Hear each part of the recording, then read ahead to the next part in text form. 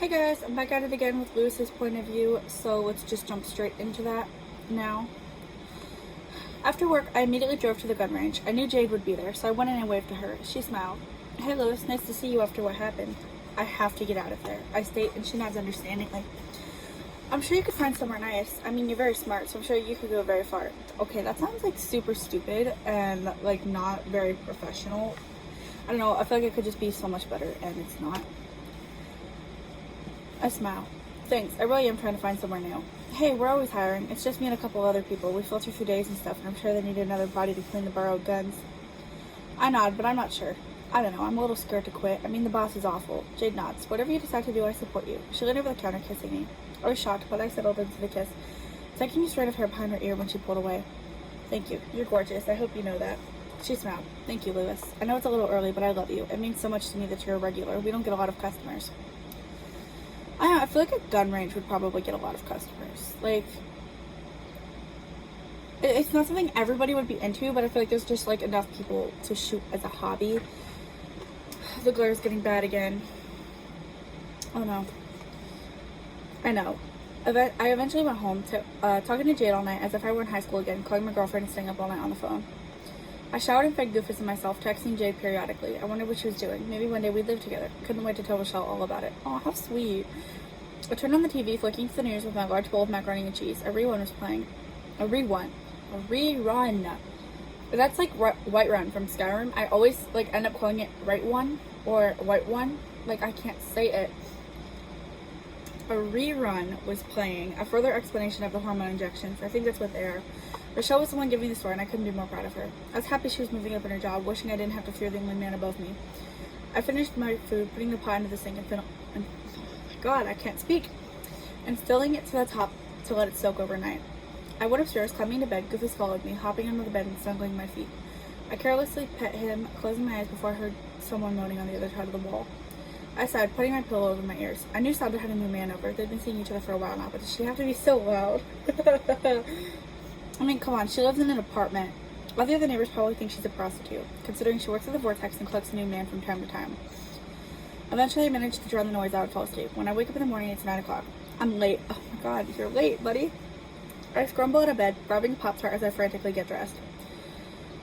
This is not good. I'm adjusting my tie when I walk outside to see the guy Sandra had over outside smoking. He looked over at me, and we just looked at each other for a moment. Finally said, "Hello, Lewis." That's kind of creepy. Like, you don't know each other, and you're just like, "Hey, Lewis." How do you know my name? I asked. I'm not gonna lie, he was a tall guy and he had muscles covered in tattoos.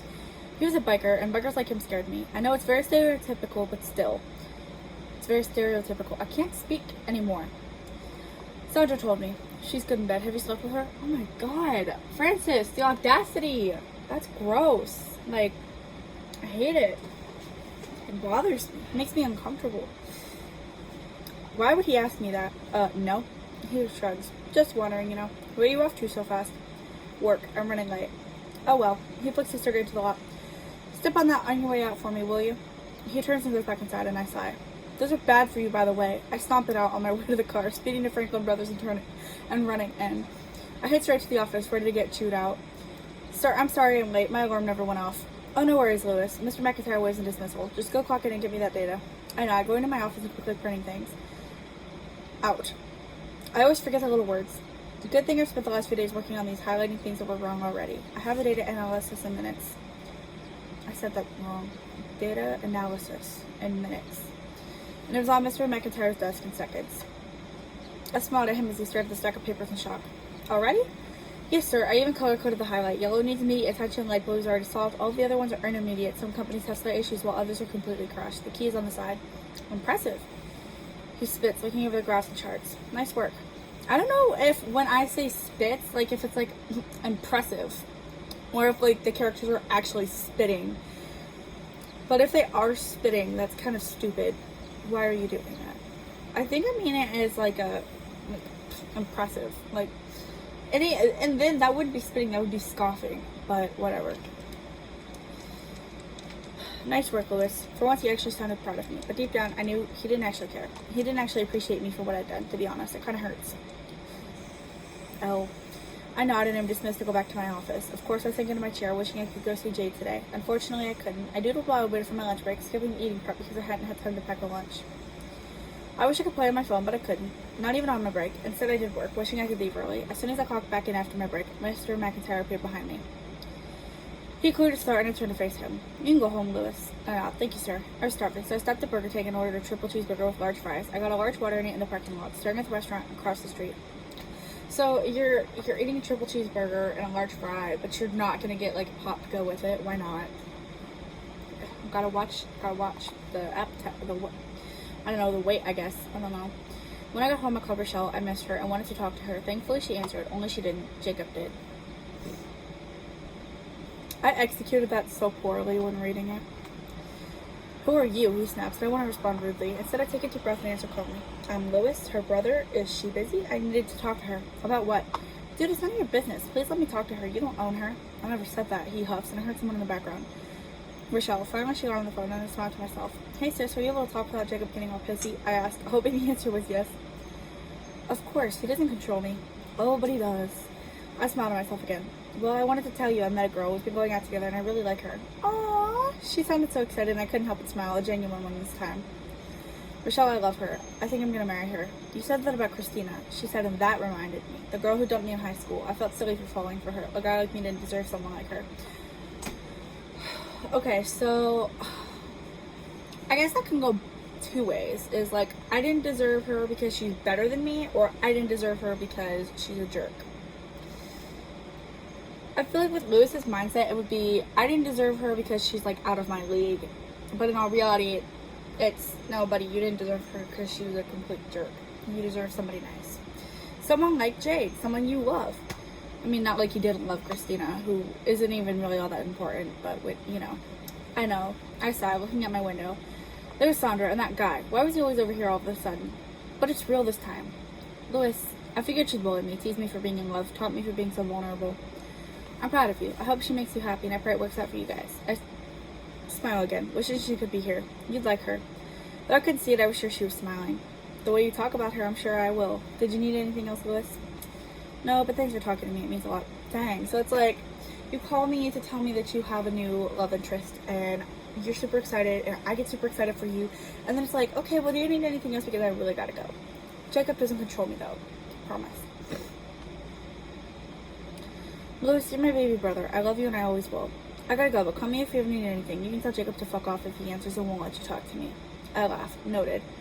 Alright, well, I love you. Call me if you need anything. I mean it. I will. She hung up before I could even say I loved her, too. It was probably Jacob. I didn't mind, though. I would have never hung up. I wish things were the way I was when I was a kid. I miss my family.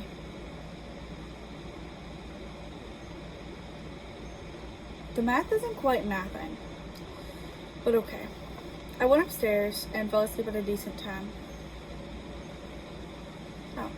Oh, okay. I'll accept your friend request later. I went upstairs and fell asleep at a decent time. In the morning, I went to church, driving over to the Humane Society afterwards. Jade was there, cleaning animal kennels. I smiled at her, dropping down beside her and cleaning up the towels she had thrown on the floor next to her. She looked shocked to see me. Lewis, hey, it's nice seeing you here. She only said it once, but I've completely failed execution. Did you volunteer for the animals or me? She was smiling, and I couldn't help but grin wider. Both. I wanted to spend more time with you, and I knew you were here. That's kind of creepy.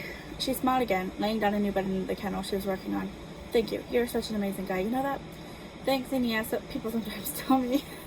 She stood up, having finished the kennels along the bottom row. We're getting some new animals today. There are 4. These are for cats. Some of them are kittens. Do you like cats? Personally, I'm more of a dog person, but cats are easier to care for, to be honest. Jade smiles. So you like both? I nod. She cleans up the top kennels and we head outside together. I love playing with the dogs. She picks up a ball and throws it. Some of the smaller dogs chasing it. The big one just laid under a tree. What's wrong with him? I asked, pointing to him. He's old, she explains. He's struggling to find a family, to be honest.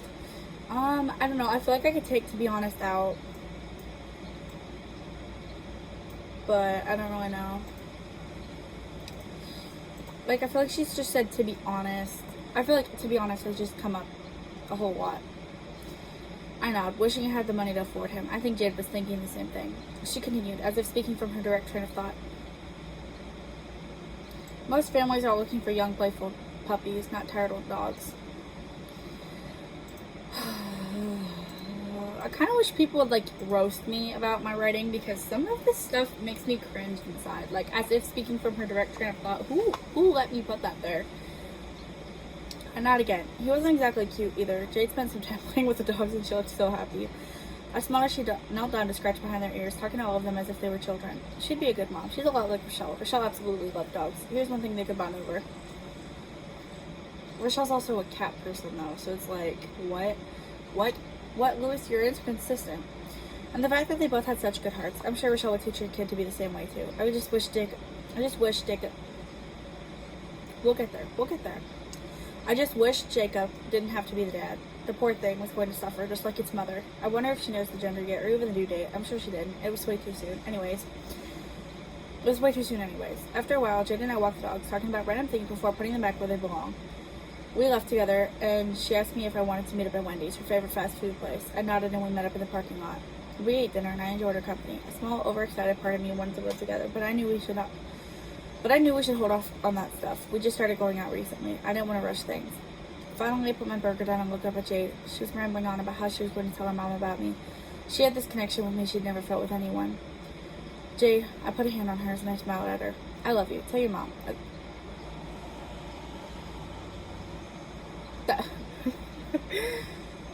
I love you. Make sure you tell your mom.